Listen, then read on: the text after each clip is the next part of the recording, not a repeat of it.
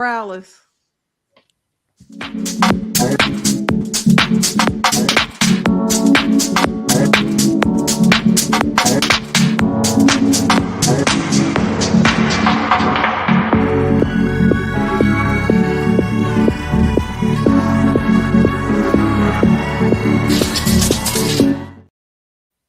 Hello, my Facebook family. How is everybody doing today? Facebook, YouTube, Instagram, my whole Crystal Loves Texas family. Listen, we got another episode of Teachers at the Table because this primary season, we have a bumper crop of teachers at the table who are getting ready and prepping to go to Austin to kind of shake things up a little bit. In a word, okay? And today I've got two teachers with me. One of them you've seen before, and the other one you may have seen in other spaces before. But I wanted to bring him in here today because he too is a classroom teacher. And like I always tell you, you get the best decisions, you get the best outcomes, you get the best things are much more fair and aligned to me when there are teachers at the table. And Crystal is making mention of this simply because I made a statement a couple of weeks ago that you don't remember when I have no idea what you're talking about. Okay, so I made a statement a couple of weeks ago saying that when I was interviewing her for her constituents, that people always say that lawyers make the best politicians, right?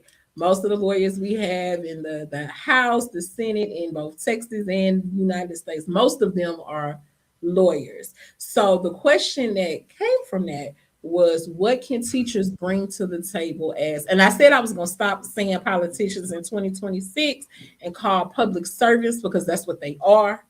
What can public servants as educators bring to the table in the state and national house? Okay, so let me go ahead and take this off. Savant, I'm going to get you to go ahead and tell me, please, introduce yourself and tell me a little bit of your background, a little bit of your history, and then tell us what you are running for and why you decided to run in that race. Hey, good evening, everyone. I'm so excited to be on this show. My name's Savant Moore. I always tell people the whole story. I was born to a mother that gave me up at 4 days old. I went to foster care, but lucky for me, I was adopted by a social studies teacher, football coach at Forest Brook, a math teacher at Smiley. Smiley, Forest Brook, we used to go against each other. And that mother became the first Black counselor at North Shore High School.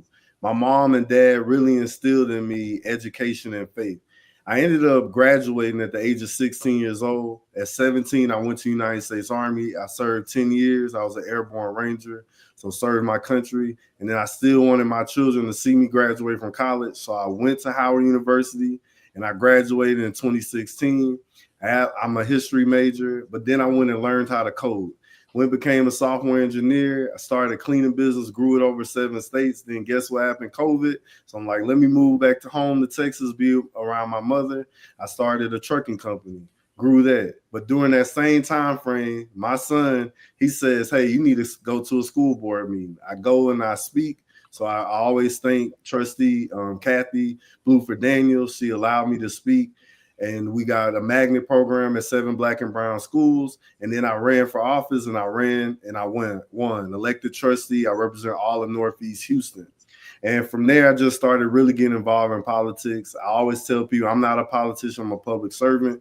I've been everywhere from City Hall all the way to Austin. And now, of course, tonight, you're like, what is he running for now? I'm running for Texas Comptroller. Another thing is, obviously, all of us are teachers. I teach 6th grade English. Man, all day talking to 10 and 11 year olds. It's great today to be talking to y'all. I really like to thank Michelle Williams. She's one of those great teachers, great president. She's been an inspiration to me, helping me with classroom management, actually teaching these kids, where they can understand and be successful in life. So I appreciate her. I'm running for Texas Comptroller. One, that position is the chief financial officer of the whole state. We will be over school vouchers. I want to prove that this budget can fully fund public education. We Yes. would not need school vouchers if we were fully funding public ed. And I look at our numbers. We're 42nd in the nation as Texas for public education. But then you look at a Massachusetts as number one, and you see that they're spending per pupil $22,000, and you know what we're paying, $6,000, maybe less. We're not knowing. We're like lending on the vendors versus lending on the teachers. And that me being in this classroom, I see that we do not have the resources. Now, there are other things I'll be over. Texas Hub program to provide opportunities for state contracts over broadband so that we can have broadband access across the nation. I would like to audit every agency and many more other things. I will be over 3,000 employees. And so tonight we'll be talking about why you should be choosing teachers. And me being in the classroom, I'm seeing that the resources are not there. And we wonder why our children are not able to be on grade level or mastery of above because the current leadership is not putting our students first. You know what, Savant? It's interesting that you should say that, because one of the things that I, really kind of targeted in on, and it was something that I didn't realize until I got into the classroom, that it was actually a problem. I didn't realize that when many of our students go home, we take for granted as adults that there's internet service everywhere. Everyone's got Wi-Fi. Right. Some of our kids, many of our kids, when they leave home, they don't have Wi-Fi. They're trying to tether off of their phones. And, as a comptroller, would you have any say so in whether or not we could include programs that would include Wi-Fi, universal Wi-Fi, at least for students? Yeah, one of my goals or part of my platform is within 2-mile radius of every school, there should be free Wi-Fi. I live in Fifth Ward. I know that I live in a broadband desert, but there's broadband deserts across the state, rural areas and urban. And we know that children aren't able to be learning at the speed that they would need to because they don't have that access. We get funds from the federal government, but this current leadership is not spending that money to provide that broadband. And so I hope that people elect me so that they can actually happen, because it benefits all, whether you're Republican, Democrat, Independent. This Absolutely. is about Texan children. Texas children need that Wi-Fi, and it goes beyond just the education, healthcare, so that you can use telehealth if you need, if you're 30 miles away from a hospital. If you need, my mother has a pacemaker. We didn't even think about that until, she said, we got to get this internet turned back on, because we can't even get a signal if something weird starts happening with my pacemaker. The monitoring company couldn't even make an adjustment. But keep that in mind. Michelle Williams, another teacher at the table. She is a candidate for Texas House District 127. Michelle, can you tell us? And Michelle also has a lot of letters and accolades behind her name. But Michelle, first, can you tell us exactly what districts 127 encompasses? We know Savant is for the entire state, and we're trying to get that message out there for the entire state to put teachers at the table. But Michelle, for you, tell me exactly what 127 encompasses. What areas of Houston? 127, it has three. I'll do it in terms of school districts. It's part of Spring ISD. Okay. Humble, which includes Atascocita and Kingwood. Okay. Part of Humble is Harold Dutton's district. I'm more north Humble. Not closer towards the Beltway. That is 142. Okay. And also Huffman. So Huffman ISD, Spring ISD, and Humble ISD. And Michelle, just to piggyback off of what we just talked about a couple of minutes ago in terms of that internet service and making sure that Wi-Fi is available. You are a math teacher. We know that, especially in something like math, kids need to be able to be connected. They need to be able to ask, not go on Chat GPT to get the answer, but they need to be able to ask questions and Google information and be able to find information real time. When the first student came back to me and said, Miss, I could not do this homework because I don't have internet at home. And only my mom has the cell phone and she was at work. So, I'm thinking, wait a minute, everybody is connected these days.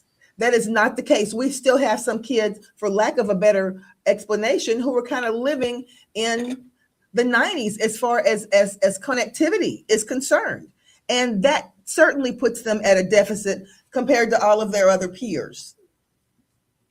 Yeah, so first of all, it's diabolical that the state of Texas doesn't have it, and Louisiana figured it out long time ago. For Stop right people there. who don't Stop. know, What do you mean Louisiana figured it out? They've got universal internet? yeah, they so I worked in East Baton Rouge Parish for 4 years.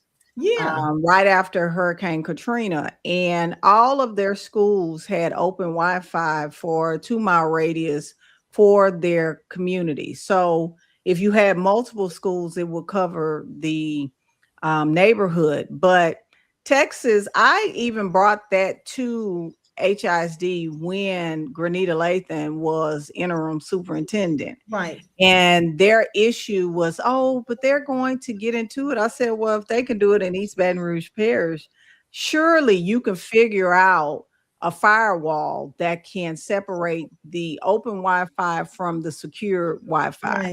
Right. Like, it's ridiculous. And that was something that was normal because to give the children access.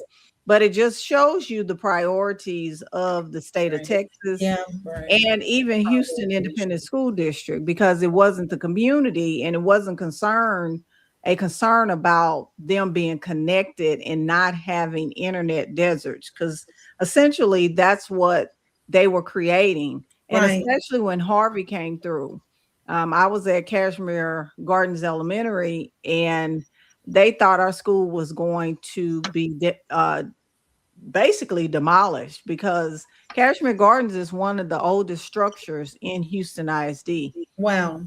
But they were using, had they had open Wi-Fi, they wouldn't have had to allow the community to come into the school while the children were there. They could have sat in their cars in the comfort, because it was a rough time period even for myself. But those are some of the things that, when you don't bring people to the table that are actually in the trenches and dealing with the community, then you get what you always have, which is what we got now. Well, I say this: if they ain't bothered to fix the grid since 1974, what is internet? I mean, we've been sitting here with rolling blackouts, and God forbid if we get another hard freeze, and the grid is still not fixed, and nobody seems to be concerned about the next freeze or the next big hurricane. Savant, let me ask you this. Piggybacking off of what Rebecca just said, tell me a little bit about how the governor and the legislators work with the comptroller in terms of making sure, in terms of the preparedness, and that funds are allocated for the preparedness of the grid and our emergency systems in the event of an emergency. And we know Texas, just like we could get a hurricane in the summer, easily we could get a freeze in the winter or a flood. So, how do those two work in tandem, those two entities? Well, I'm the one that come up with the budget. One issue with Texas is they're looking at the budget every 2 years, since the legislation meets every other year. Yes. I think that's a huge issue.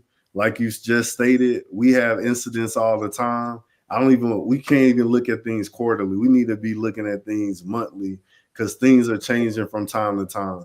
One thing my platform is for, when it comes to disaster, we have the funds, let's pay it and fix the situation so that we can get reimbursed on the federal from the back end. But let's not have Texans be waiting for the funds to happen, just like we did a few months ago happened in the Hill Country. But we talking about redistricting and gerrymandering versus funding, fixing after a natural disaster. And so that's why this position, Texas Comptroller, is so important because it's an independent agency. So I don't have to listen to the governor or the legislature. I'm the person that certifies it.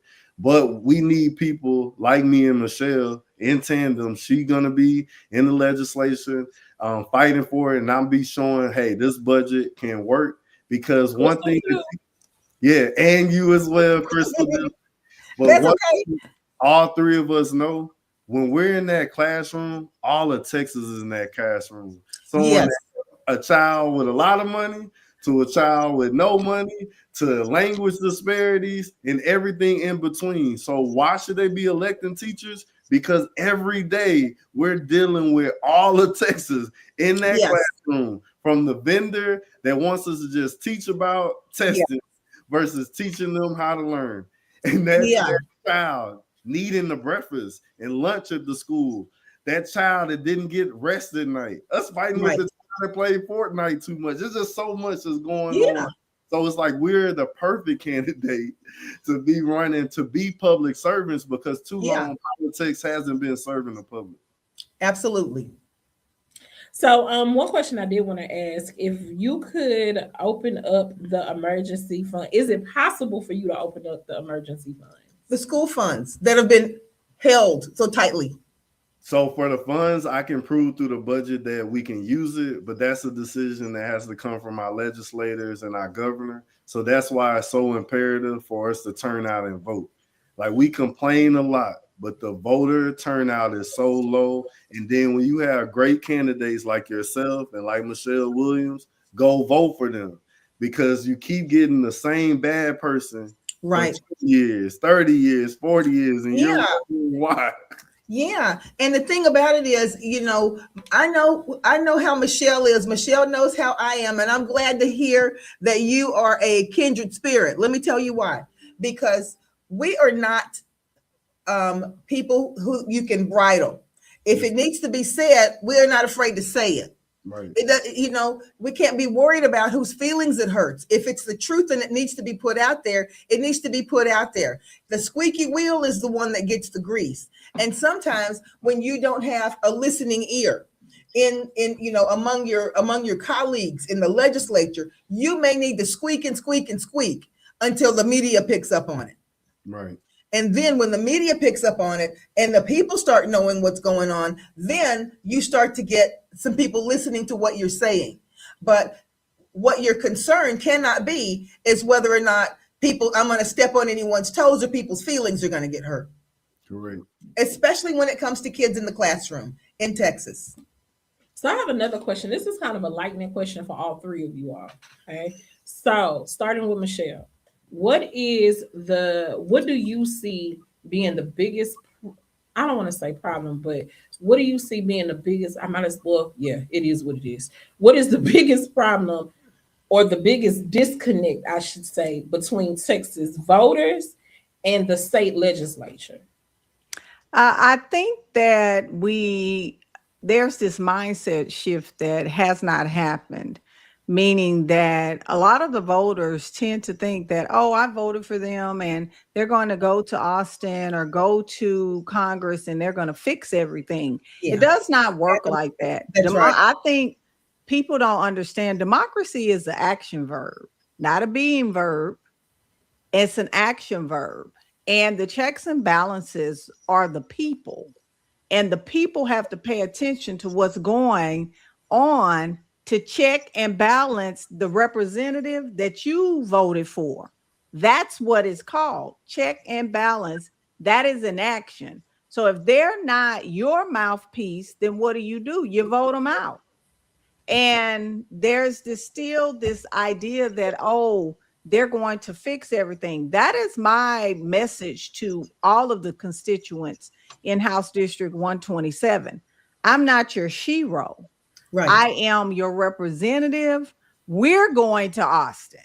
I will be there physically, but you're going to be there. And when I need you all, we'll organize some people to come to Austin that can come there. And that's how it works, because they don't like to see us in Austin. Right. They don't. And I don't think people understand that. They don't like it. When we have lobby days for the union, Right. A lot of those people are unavailable intentionally. Of It's course. all Of the time. course. Yes. Yes. That's why me and Paul Bencourt's chief of staff, we got me and one of the other union members got kicked out of his office. So, but they don't want to talk to you because And it's Angela easy. Paxton didn't even come out of her office for me and Crystal. She didn't. We sat there on the bench, but we got to talk to Senator Miles. Yeah. And it's disrespectful, and that's the problem, because you represent the people, and just much like the person that they voted in, he has the same mental block, talking about he don't need international law, his own morality. You have no morality, and neither do they in the Texas legislature, because if you did, you would not be disenfranchising children who are defenseless. And you know what, Michelle? Let me say this. I've been studying up a lot on the tactics that Dunn and Wilkes used, okay, in order to position the legislature and Texas politics the way that it is right now. And they targeted the long game, okay? Absolutely. They knew that this isn't something that they were going to be able to get across that goal in 3 years or 5 years or whatever. But one thing that made them so successful, which I think that most of the Democrats have an opportunity to do right now, is that they decided they were going to laser beam focus on one thing, and that was getting the Christian morals back into the class. They laser beam focused on that, okay? And they made sure that every one of the candidates that they supported did not waver off of any of their their points that they wanted to make in making that movement and turning that into a movement. But I think we have an opportunity here, because we've got a listening ear. Everybody in Texas now, especially Democrats, but there are many Republican people who stand with us as far as this is concerned. Public education is something that if you take that away, if that is taken away right now, every person fails. It fails. It's going to fail every system, regardless of the party. Public education, because here's the thing, there are more people without than there are with. But I think so people people depend on public education from all walks of life. Well, some do, but here's the thing. There's a graphic I was doing, because I research. So whatever I put out, you can bank that there's some literature behind it. Yeah. And there's a graphic. There's a decline in the public school system of all of the Hispanic and white children. Yeah. But guess where the increase is? It's us. So when you talk about getting rid of the public school system, you're talking about not educating Black children.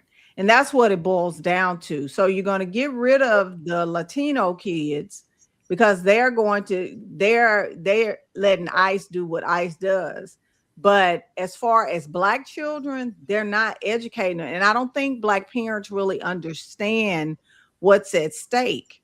They don't want to educate the kids. The ones that do understand, they have all but are starting to remove their children out.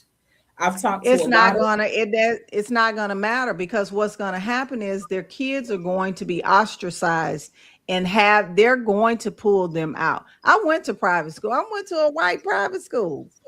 I mean, so at the end of the day, those children will not be accepted, because it's when you talk about the white nationalist movement, right? It's about separation. Yes. Black people need to come to terms with their Blackness. Your children are a part of a failing demographic. And But Michelle, listen to me for 1 second, and I think that we're gonna be on accord on this. As far as the tactics that have been used, that have worked for that particular group, their tactic was to laser beam in on one thing and not have things all over the map. No, they were all over the map. You have to understand, at the time they were targeting schools, they started Yes. the book bans. Then Okay, they but did, see, it's all. But this is my point. It was all focused in on wrapping everything in that Christian guise. That's what the book ban was about. That's what the abortion ban was about. Everything was coming into that particular thing. And what I think right now that we have an opportunity to do, since so many people are affected by education, so many people right now, and I mean black, white, brown, or whatever. I'm not talking about 10 years down the road, okay? Because the bottom line is, no, listen, the bottom line is every white and brown person is not going to be able to pull their kid out of public school in Texas within the next 10 years. It can't happen. and because it's the not going to numbers- happen, but Right. it already has happened. That's what I'm telling you. The That's what decline of Caucasian children in the public school system is down in the state of Texas. Nationally, maybe not, but in the state of Texas, they are not there. Even in Humble ISD and Spring ISD, which is suburban Houston. Well, not Spring anymore and not Well, Humble no, anymore. we are still a suburb of Houston. Okay. And that's what I'm saying. House District 127, Mhm. we're 45% Caucasian, 23% Black, 22% Latino, and 6% Asian. We Right. are a diverse population. So what I'm telling you about the public school system, they're not here. Spring ISD is now 54% Latino. Okay, Michelle. Now, well, let me ask you this, and Savant, please chime in on this. Are you saying that you do not believe at this point in time that there is a goal that the Democratic Party and our Democratic candidates and that the teachers can zero in on to unite everyone on that will help bring us over the finish line? Because it can't be all over the place. It can't be schools over here and LGBTQIA rights over here and something else over here. In order for us to come together and to be a block that can carry or that can change a trajectory, we're going to have to come together on some issue. And what I'm saying is that right now, I believe that the issue that we can come together on is education and the demise of public education in Texas. But the problem with all of that is the Democrat, if I can just chime in, the Democratic Party is such a big tent party. It is. And I don't think people understand what that means. I'm a political science major, so I can kind of break it down. When you have a big tent party, you have one party that has the Multiple. different interests, right? Yes. So one interest will not necessarily affect one group. You have all of these different demographics, you have all of these different issues. So what may affect one, it may not affect another. I think the reason that the Republicans can come together and focus and get their message centered is simply because, one, they're a minority party for the most part. And when I say minority, I mean minority in number, because there's not a lot of Republicans. I don't know exactly what the exact figures are, but the Democrats, in terms of sheer numbers, far outweigh the Republican Party. Okay. So that's number one. Then number two, it's when you have a minority party, most of the time you have minority interests. So when you have a minority interest, it's easier to center around that minority interest. What is the minority interest? Yes. Christian nationalism. That's not Right? not all Republicans seem, and I knew you were going with that. I knew where you were going with that. Let me Go ahead. finish. Go ahead. Let me finish. Go ahead. What I'm saying is and I'm not saying all of the Republicans agree on Christian No. nationalism, but what I am saying It's is not so loud. what you loud. What I am saying is that they're parts of Christian nationalism, that they're parts. I didn't say the whole segment. They're parts of Christian nationalism that even those moderate Republicans can get with. How do I know this? Because I'm seeing how they voting every other week in Congress.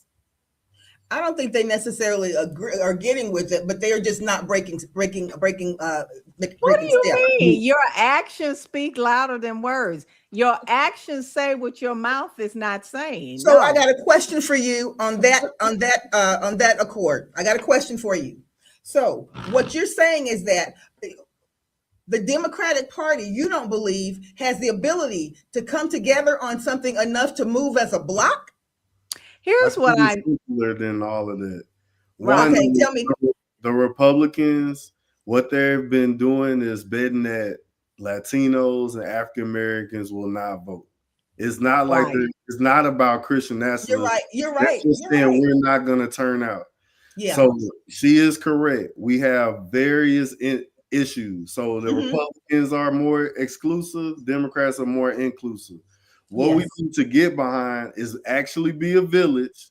Stop Yes. seeing me and say Yes. February 17th through the 27th, go vote in the primary. Yes. Regardless of what your issue is, Yes. go vote because there's more of us than them. If we do That's that, right. we win. We can't complicate it. Just go vote. Make sure you register by February 2nd because they're trying to make sure we don't even have registration. Trump Yeah. just You saw what Abbott did today. they're getting all of our data. So we need to actually go and vote. Yeah. We have to, I think it's as simple as going old school. Our elders voted. Why aren't we going to vote? And just Because like, we've been comfortable. well, I'm not comfortable anymore. So I'm not comfortable I'm either.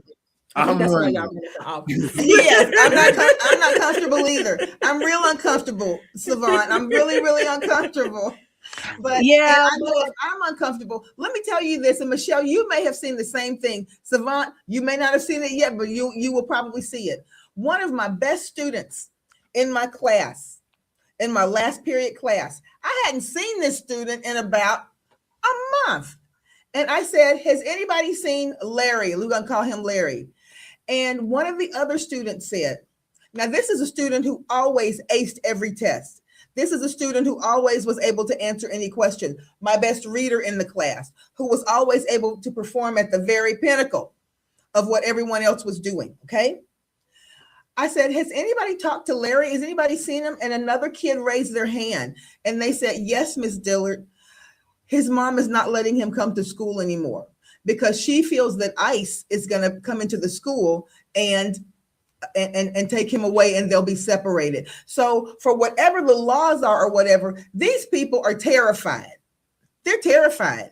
They don't know if ICE is going to do what they said they were going to do or flip the script. So here's a student who hasn't been to school since November, who's not coming to school anymore, who was one of my stellar students. We got an issue, so that makes me uncomfortable. yeah, But but can I say here's, one more thing, Michelle? Yeah. To answer, we need more Michelles to run. The people that don't want to be politicians but actually come to the podium and serve Yeah. the community, that's Yeah. the real key. Like people need to be signing up to go run for office. Yeah. Because a lot of times they've been winning unopposed in our state. Mm-hmm. Yeah. And I think that's Yeah. been in your race specifically, Michelle. I think that's how he been getting over. yeah, he ran unopposed the first time, and then like even now, he's not even campaigning. He thinks the Republicans are going to hand him a W. And I was like, dude, you better call Mike Miles. Call him. Because he can tell you about me. Yeah. And you know they know each other. So, Yeah. Call so him and ask him about me. And I like I told Henny from the AFL-CIO, I told him, like, I'm people with a pork chop. And that's just what it is. yeah. And I'm very competitive. And he's gonna look up and he's gonna find out that, oh, I'm behind in the numbers. Like I'm not going to. I've already started getting out in the morning before home jail and going to the drop-off lines at the schools. Yeah. And but you know, they have been very comfortable. And that's how I ended up Yeah. in this race, because that was one of the compelling arguments from Dawn Richardson, who's a retired teacher. She was like, we can't let them stay comfortable. I said, you know what, you got a point. So that's when the thing that actually compelled me. I'm not a politician. I don't care I'm not what either. I want. Like Not they either. say, I'm not a doctor, but I play one on television. yeah. So, Savon, Well- I wanted to ask you kind of the same question. What do you think the disconnect, in your opinion, between the Texas voters and the legislature? What do you think is the disconnect between the two? Savant, before you answer that, I'm going to throw this out there because this really connects to what Rebecca is asking you. In our district, Rebecca, the last time, well, this time now, we've got better data this time, but we've got 90,000 people who are registered voters in this district, in District 131. But less than 10,000 showed up at the polls the last time. What's the disconnect? What is that saying about how they're feeling about our politicians? I'm really, I guess, because I'm teaching 10-year-olds, I think it's even more simpler than that. Our party does a bad job of collaborating with one another. Yep. Yes. We're showing an example right now what it will take for us to win. We have to collaborate together. Yes. Then people like Stevie said, people like you, Yes. we have to collaborate with you to get the information to those voters so that they can know via social media, Facebook, via text message, in your community, in your sororities, fraternities, at your churches. We have to tell them when the dates are. You know, the only dates they worry about is when are the housewives coming on. So they got when is my braider available? Right. They have to know the actual date of when the election is. And there's a lot of, you got to think it's fatigue. There was a runoff. We got another runoff this month. Then it's our primary. Then it might be another runoff. So we got to keep telling people. And oftentimes it's like, I look at it like our family members, right? You got that one strong family member that everybody depends on. And they keep leaning on. And oftentimes we get tired because we tired of them leaning on us. So let's teach everybody, hey, go use your voter registration card and go vote. Let's collaborate so we can see the change in our community, in our district, and in our state. So it's collaboration and sharing of information all together. And then us that are already been involved, we got to encourage each other. Be positive, say, do not give up the fight. Look how far we came, especially Black folks. We done came a long way.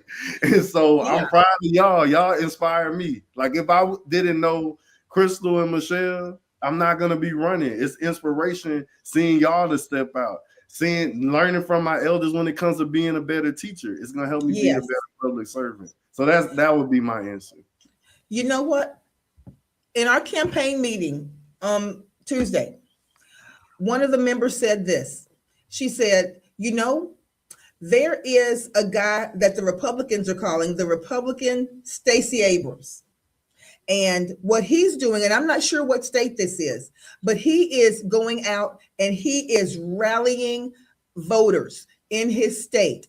And he's not going, his target are the 17-year-olds, the ones who are getting ready to turn 18, but he's not going to them. He's going to their parents. And he's saying, if you've got a 17-year-old in your house that's getting ready to graduate, you need to go and get that voter registration information. You need to sit there while they fill it out, and you need to take it down to the post office and turn it in. And that way, you know that they're registered. And then when it's time, just like you tell them they can't take the car without doing this or that. They can't do this on election day without going to vote first. That's how he's ensuring that next generation in his party is going to be there and doing that. And this is one thing that kind of, I will say this too. I don't know about Michelle. I'm not sure about you, Savant, but for the last 5 years, I've been a volunteer deputy registrar. Okay. So when it's not election time, I'm going to churches, I'm going to beauty salons, barbershops, all those places and registering voters. because every little, and especially ones, and Rebecca and I and Candace Joseph, we have really targeted in on many of those people who are returning citizens who don't even know that when have they the right to vote. that they will have their right to vote restored when they are what they call off paper, when they finish the requirements of their probation and parole. Automatically your voting rights are restored then. Felon or not, automatically your voting rights are restored when you have finished the terms of your commitment.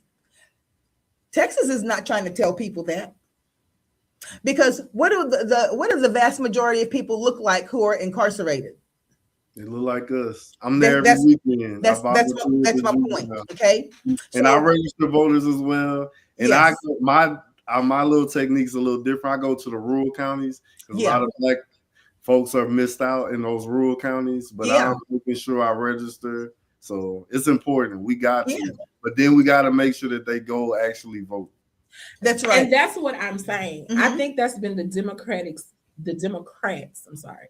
I think that's been the Democrats' greatest flaw. And I just figured that out this year. Yeah, it took me a little while to process that, but I figured it out. It's not the registering to vote. Because if that's the problem, if that's the case, I mean, Democrats been registering people left Right. and right for the last 20 years. Showing The up. problem is the showing up to vote. We can't just register people and be like, oh, okay, now we got you. Now you're registered to vote, and then go expect them to go vote. Because a lot of these people don't know what they're voting for. They don't know who they're voting for. They're listening to people like, I know one friend of mine told me, well, my mama told me to go vote for this person because she's been knowing them forever.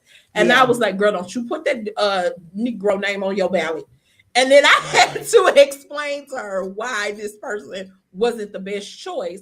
But she said, well, oh, my mama said she had been voting for him for years, so that's who I need to go vote for. A lot of these people are lacking a lot of information. They are. And it's things like us. What I want people to know, and I'm so glad that you all agree with me on this, and we're all, of the same thought on this. The other party is working with a lot of money, okay? Yeah. But I want to take a playbook from when Obama ran in 2008, and that is, you exploit social media till you can't exploit it anymore, and get people to share and share and share and share, and you hit your people in any way that you can. If you don't have the dollars, use what you have, and that is going to be the key for us being able to at least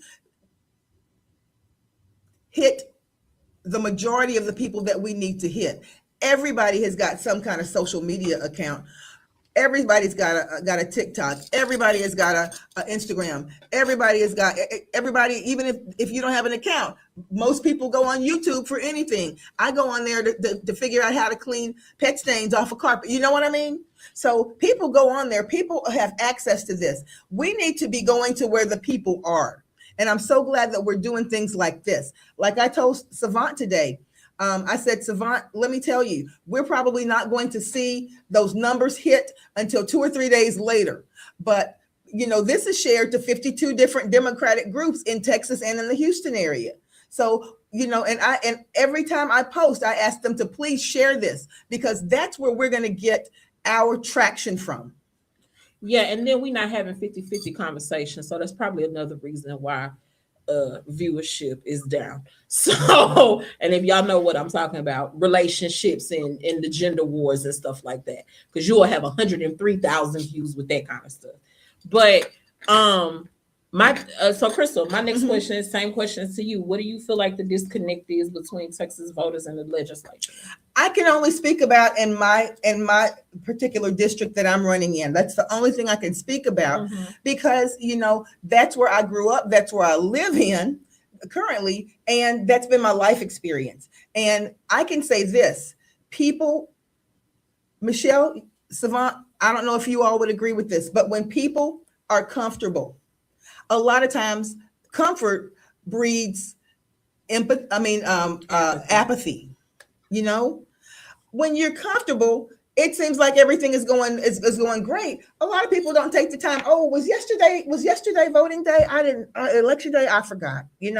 But when you start to feel the pinch yourself because of something that is happening or a law that was made or because something that affects you now or because you don't have any insurance anymore or you can't afford it, it went from $55 a month to $1,500 a month. That's a pinch, and that's a pinch that everybody feels. So with that in mind, I think that people are going to be motivated by what hurts and what they feel and what touches them personally. And sometimes it doesn't even have to do with the particular politician or the person running. It just has to do with the collective climate at that particular time. But that's the way we think as Democrats. Republicans don't think like that. Every election, they're there. The little kids are taught to be there every election. But I don't know if that's true. I think the voting is down in the Republican, well, at least in District 127, it's down, period, because we don't have quality candidates. And I think that has been part of the Democratic Party's issue. They have candidates. I was voting Libertarian until the last election cycle. I'm telling you, like, Democrat. Mm-hmm. Yeah, we didn't have any Democratic candidates. You mean not on the ballot? No, she's not saying that.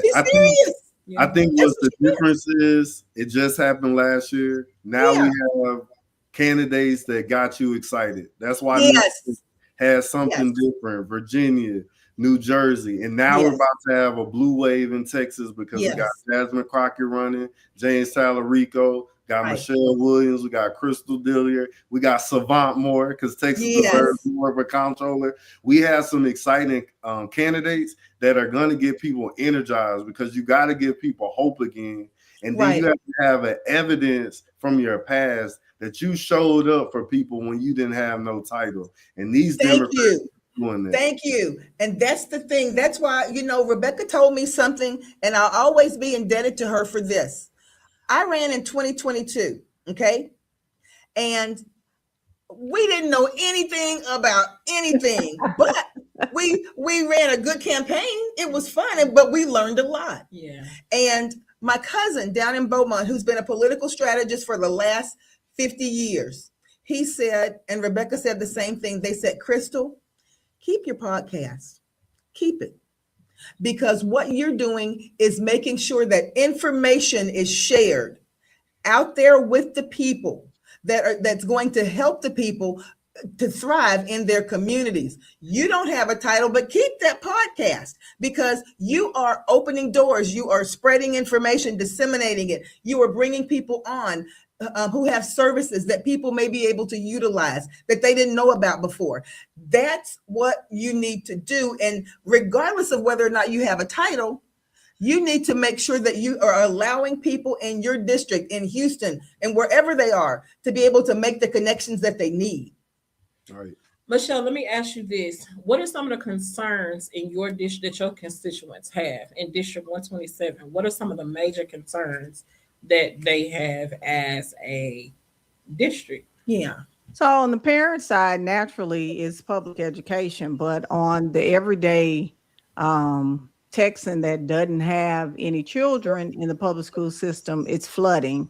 Yeah. That's really an issue out here because the developers are basically buying this land that are in floodplains, and Kingwood, I mean, I can't blame them. They were taken by surprise with the release from the dam by the Army Corps of Engineers. Yeah. So that issue is more prevalent on that side west of 59. Okay. Ours on this side, east of 59, is the development and these detention ponds that we have all over the place because the concrete is coming. 1960, I've been out here for over 23 years. And 1960 is a mess. It's full of concrete. They're knocking down trees.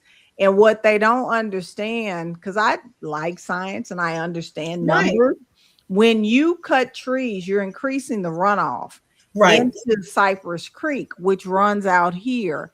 And the water flows downward. So if we're flooding up here, guess who else is flooding? You all. And Michelle, it's funny because I remember when you were on my podcast a few weeks ago, and this is a true story. I told Michelle because I was looking at a house out in the area that she represents. And I was so excited about the house. I took my sister out there. I took my mother out there 1 week. And then that week, after that, what was the last hurricane? Harvey? Was it Harvey, y'all? Beryl. Beryl. Well, before Beryl, it was the big one. It was I- Harvey. No, it was Harvey. Katrina. Mm-mm. Harvey. It was Harvey. After Harvey, I was watching the news and I saw the news boat because everybody was on a boat. The news boat pulled up and went past the house that I was looking at. And the water was up to the window on the second floor. And I couldn't even say anything. I was just pointing at it to my sister. I said, Kim, that's the house. That's the house that I wanted to buy. I couldn't believe it. And when we were going into the neighborhood, Michelle, I wasn't connecting the dots. Okay. I'm not a math major, so I wasn't connecting the dots. That when we were going down into the neighborhood to look, it was beautiful because it was going down into a nice little, what do you call it, a ravine, and it was grassy and beautiful, but we were going down like that. And that next week, that water came up out of that bayou or that creek, and it was all the way up at least 20 feet. Yeah, and that's the thing. Like my neighborhood is an older neighborhood, 70s. And the people had sense. And the reason why they didn't develop the land that flooded during Harvey is because they knew that the water would rise out of the creek. And it takes some time, especially where my house is, Right. for that creek to rise where we are, where the houses are actually built. But you have these developers that came in and developed that land closer to the creek. And guess where it flooded? Down there. All those houses down there flooded. And it's on low-lying land. And you can't tell people, the people are they don't, buyers, it took me a long time to buy a house, months. I read everything. I looked at everything. And, you have to be careful. And the article that the Chronicle put out there, since Hurricane Harvey, 65,000 houses have intentionally been built in floodplains. Oh, yeah, you're absolutely right. So, I mean, they don't care. And then you have a governor who says, we care about Texans. No, you don't, because these people are, you're creating a state that's about to be uninsurable. Right. Because actuaries assess risk. That's right. And Texas is becoming a huge red risk. Right. That's what's taking place. And that's the problem we're having out here. And, I would like for the Harris County judge, because they deal with the flooding and infrastructure. Yeah. And I would like for them to talk more about that, because we've been shafted when it comes to infrastructure and flood mitigation.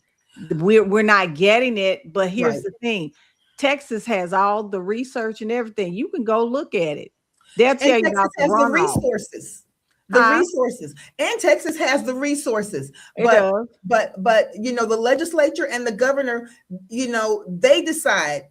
Like Savant said, he can make the recommendations, but they decide where that money is going to be allocated. So, Savant, with that in mind, if you were elected the next controller, how would you work hand in hand with our municipal government here in Houston to make sure that Houston is able to get the things that they need? Because there's some things right now that are in court and funds that were allocated after Harvey that are being tied up and not, flood funds that are not being disseminated like they should. And let me say this before he answers that.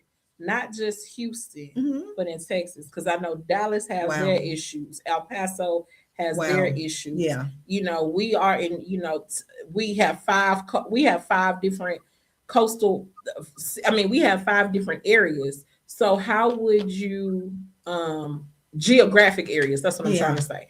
Texas has five different geographic areas. Right. So how could you work with local governments of those areas to get what those areas need for disasters? Right. All right. One thing I want to say before I answer that question, tonight is proven why you should vote for educators to be in these offices, because we're proud nerds. We do the research, and then we know how to break it down so that the average voter can understand what our job entails, what we're supposed to be doing, and then we actually do it.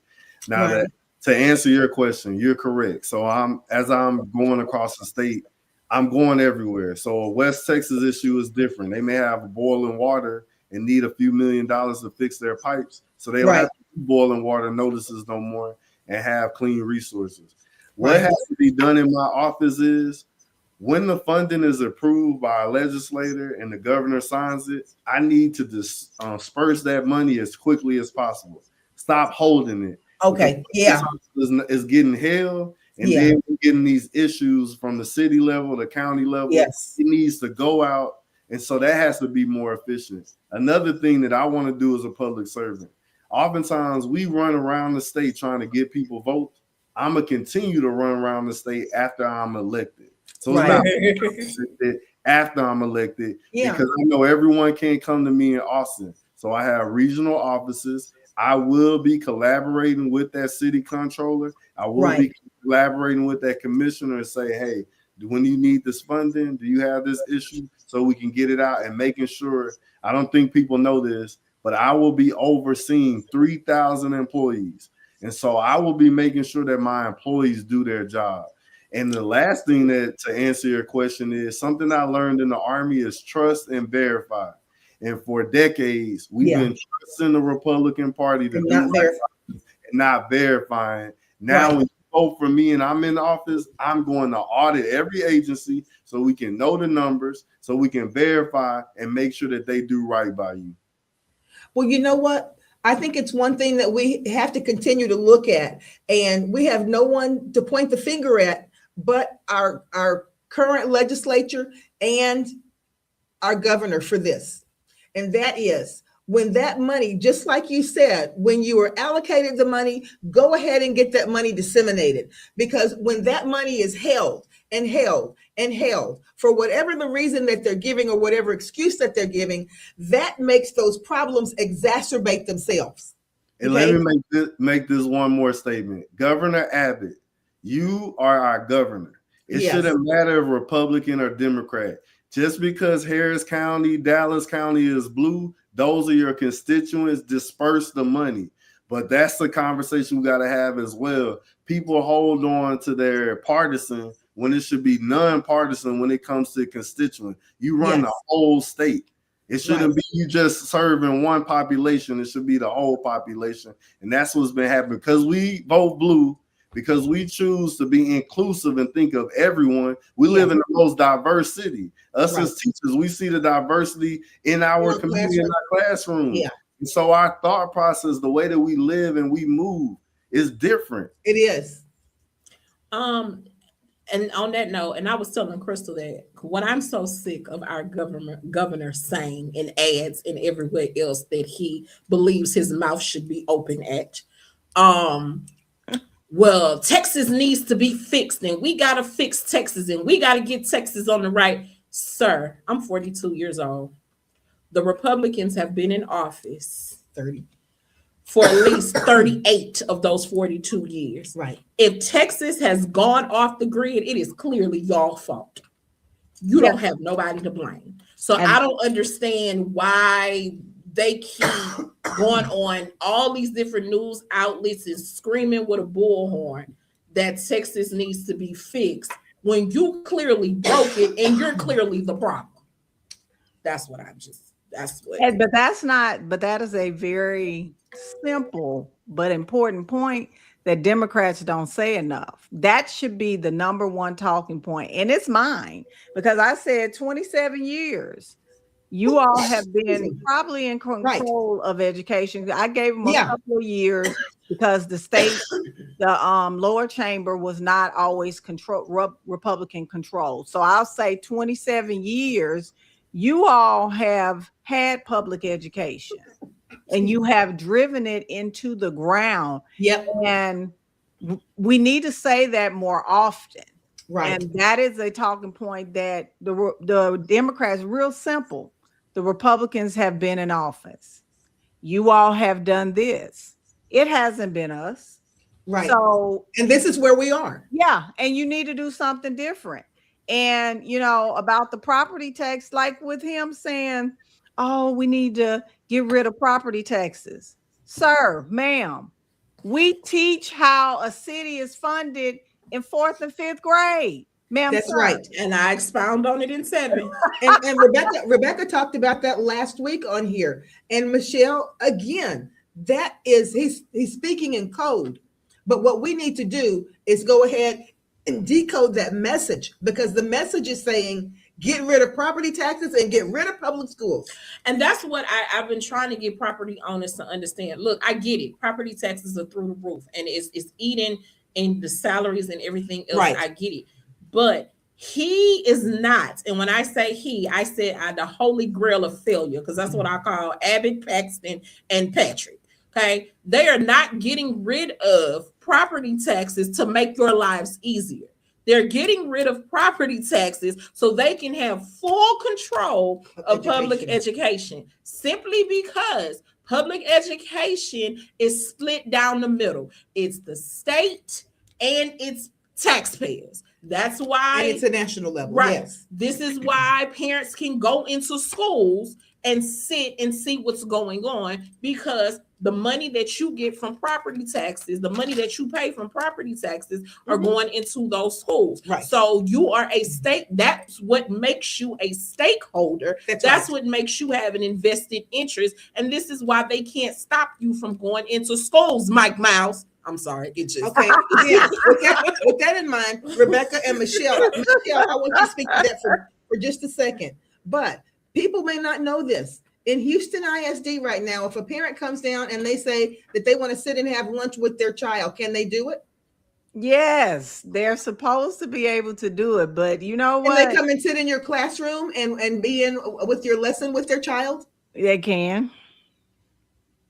It can't be all day, but they are supposed to be able to. I didn't say that. They're supposed to be able to do it, but I've heard several people, even on the teacher group, say that the parents in their schools have been denied that.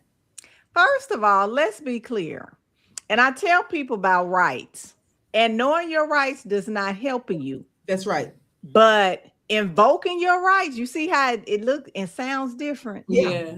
That's an action. Mm-hmm. I invoke my right. Right. And I demand that this happen, and you take the necessary steps. People have a problem with putting their name on paperwork. I don't have no problem. These little fingers, they get to going all the time. Right. And I don't understand this day and age. And I'm just not going to put my name.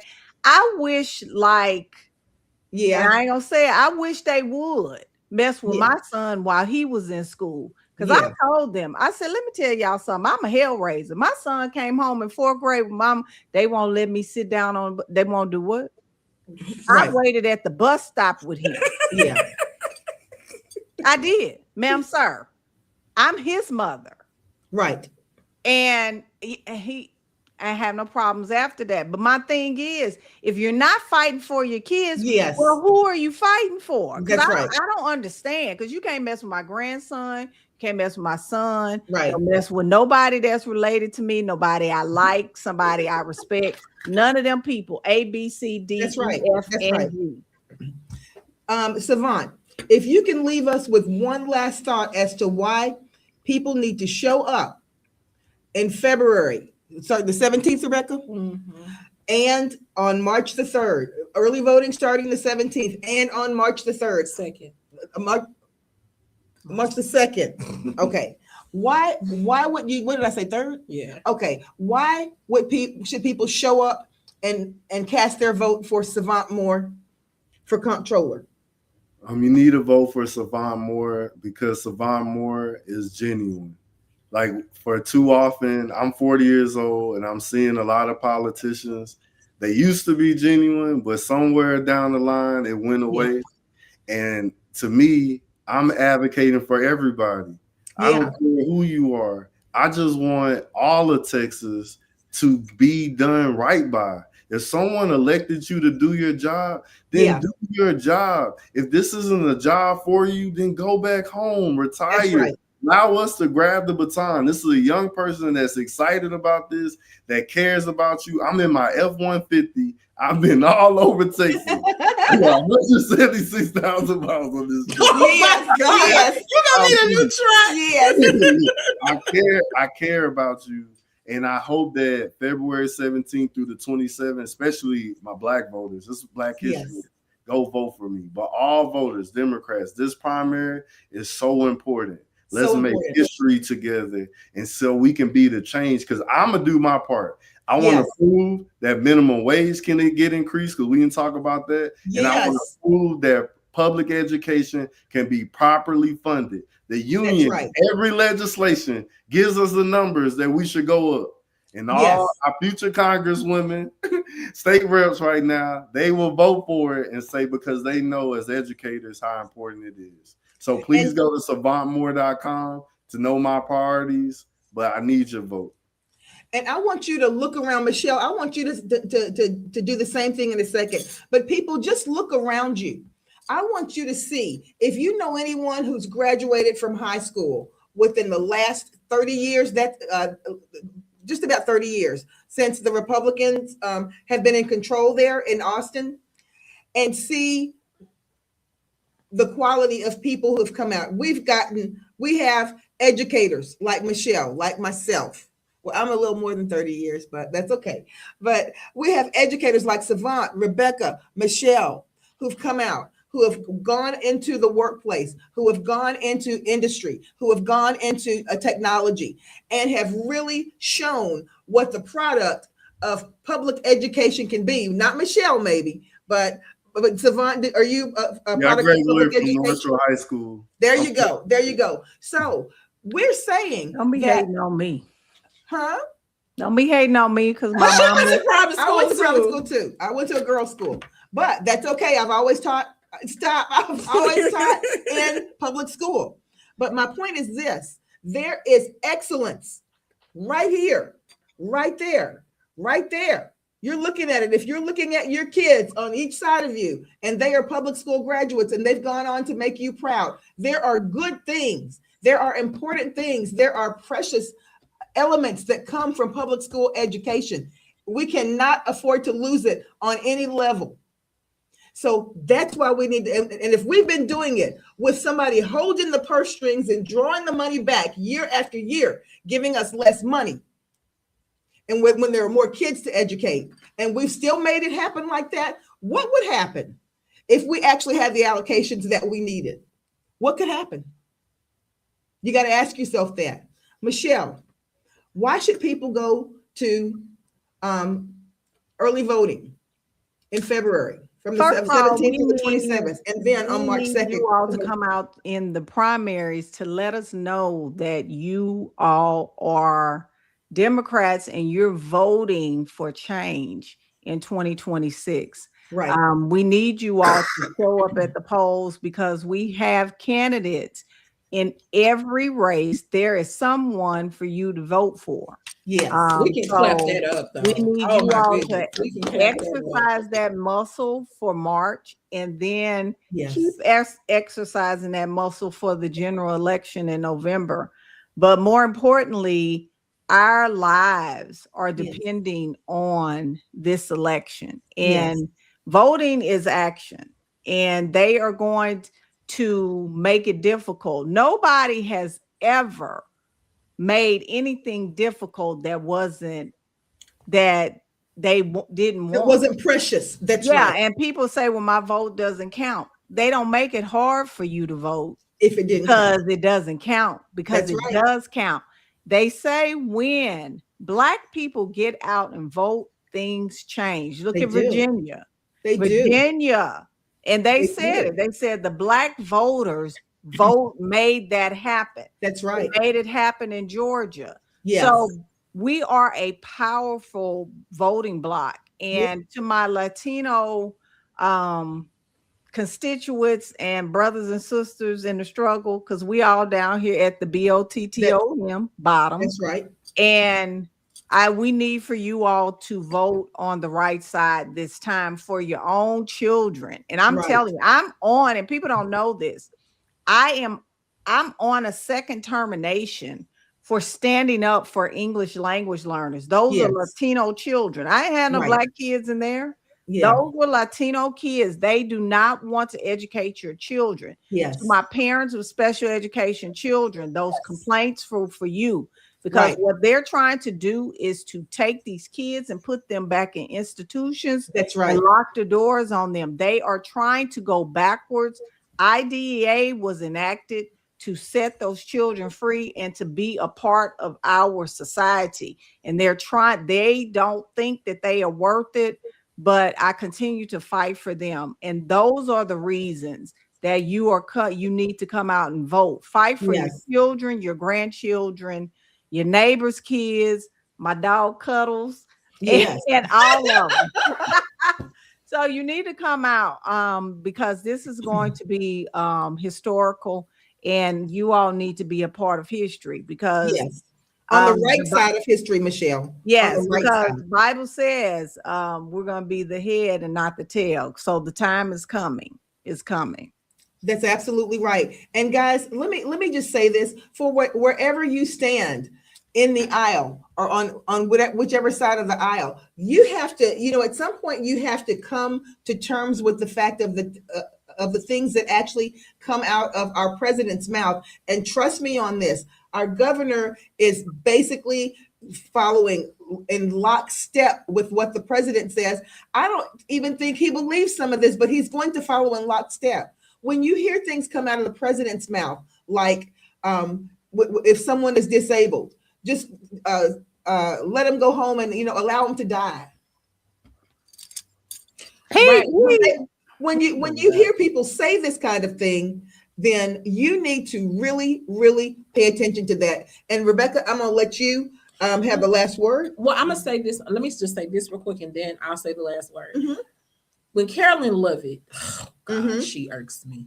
Yeah, go ahead and say it. When Carolyn Lovett got on national TV and said, if you want better health care, stop eating out at Pizza Hut and McDonald's, and you'll have better health care. what they got to do with that? Yeah.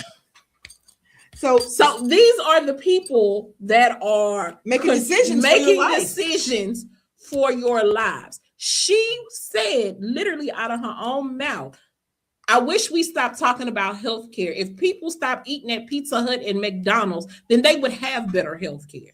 Does that tell that to the breast cancer survivor or warrior or the prostate cancer warrior? Right. So does that Absolutely sound like not. somebody who That's what cares? said Trump anything? said every day. Right. Does that sound like anybody that cares for you or about your situation or what you're going through? That's one thing I wanted to say. But to close it out, Yeah. I want to say that first of all, I personally endorse all three of these candidates. They you, have Rebecca. stepped up in my life personally. Okay. Michelle mentored me as a first-year charter school teacher. Uh-huh. And then she went from doing that to being by my side when I was going through my termination at HISD. Mhm. And that's a long story. We'll talk about that a different day. Mhm. Savant was right there in my hearing, speaking up for me, comforting me, making sure I'm good. And Lord knows Crystal has been by my side since we met since we were first year teachers at the same school. So these people Not now a first year teacher, but it was the first year I was there with it was you. you with me. And she didn't Yeah. want to take the certification test. I had to twist her arm and make her go take it. I did it because I was like, Crystal, I don't know about this. Yeah. But these people not only walk the walk, but they talk the talk. They not only talk the talk, but they walk the walk. These people are who they say they are. But I did have a question for y'all. This is my last one. I know we got to close out. Yeah. my last And we can one. bring them back. We can bring them back. Okay. Okay. Dang, this was a good one too. We'll come back. Hurry up. But can y'all just promise us when y'all all three get into office, because I believe all three of y'all will be there. Please do not let the powers that be, you know, the power, the prestige of the offices Taint our perspective. taint Yes. y'all perspective. Servant talked about that, and I think that's what the problem is. These people get in the office, and I believe a lot of them do believe what they say they gonna do, but then they get in office and they start governing, and then it's like, well, you know, it's all about galas and brunches and conferences And social media posts. right. So Michelle and Savant, we gotta support her here. Thank you. And Rebecca has been priceless. But guys, we will bring you back. Michelle and I talked about something on the way up here to the podcast when I was on the way up here. And I think that we're gonna go ahead and make that happen. Michelle, what we were talking about. You remember what we're talking about? Yes. And we'll get with Savant after we close to make sure he's on board. But guys, I want to thank you all so much. Guys, these are the conversations that happen. And communities rise when there are teachers at the table. Michelle We're Williams. block walking tomorrow. Well, Michelle Williams and Savant Moore, I want to thank you so much for being here.